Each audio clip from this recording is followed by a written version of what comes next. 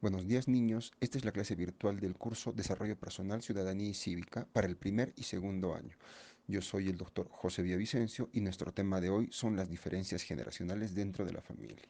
Primero habría que definir qué es la familia, aunque seguro tendrían que haberlo conocido ya por cursos anteriores. La familia, nos dicen, es ese grupo de personas que poseen un grado de parentesco y que conviven como familia, ¿no es cierto?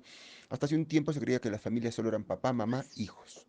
Pero hoy día se ha comprobado y se ha agregado a los abuelos, tíos, cuñados, primos, sobrinos, etcétera. Hay 1000 integrantes en la familia ahora y ya no podemos considerar a la familia como era antes. Eso primero.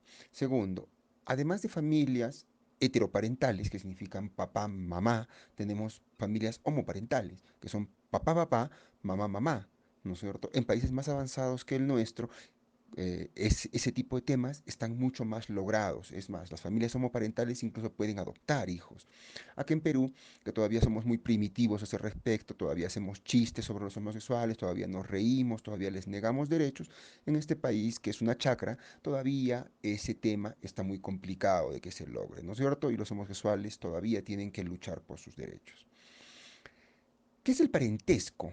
Lo que dijimos anteriormente. El parentesco puede ser de tres tipos. Hay parentesco sanguíneo, el papá con el hijo comparten el mismo tipo de sangre, ¿no es cierto?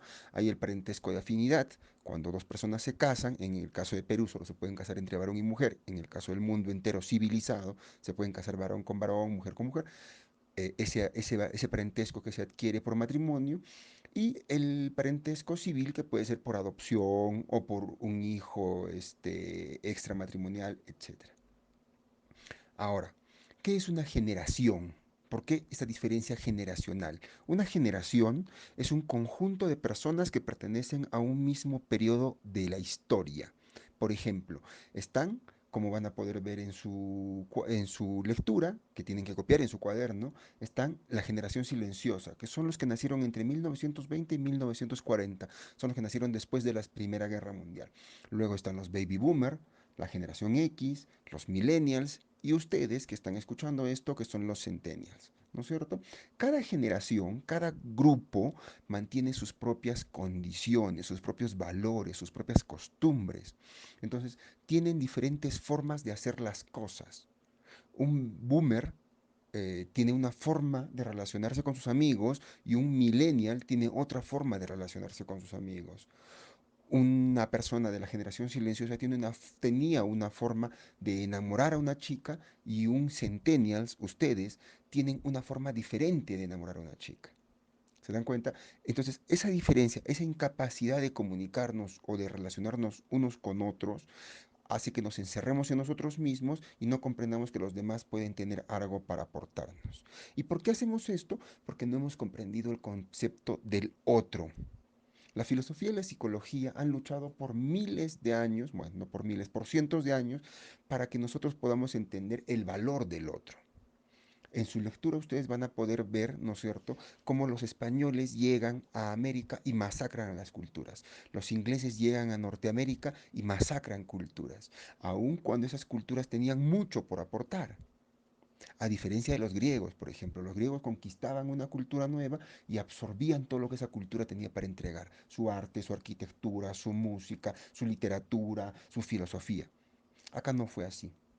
Conocemos muy poco de la filosofía inca porque los españoles se encargaron de masacrar a nuestros antepasados y meternos a la fuerza la religión católica. Entonces la filosofía, perdón, nuestra filosofía de hoy es la filosofía que los españoles nos dejaron y nos trajeron y de manera obligatoria nos impusieron, ¿no es cierto? Los valores católicos, la moral cristiana, el Hijo de Dios, Jesús, Jehová, etcétera, etcétera, etcétera, y todo ese cuento, ¿no es cierto? No tenemos nuestra verdadera tradición. Cuando ustedes revisen, por ejemplo, el Inti Raymi, se van a dar cuenta que la historia del Inti Raymi es absolutamente distinta a lo que se hace en el Cusco el 23 y 24 de junio. Es absolutamente distinto. El 23 y 24 de junio se hace una cosa absolutamente marketinera que no tiene ningún sentido histórico. ¿Por qué? Porque han borrado de nuestra historia. Hemos tenido que rescatar de a poquitos qué era el Inti Raymi.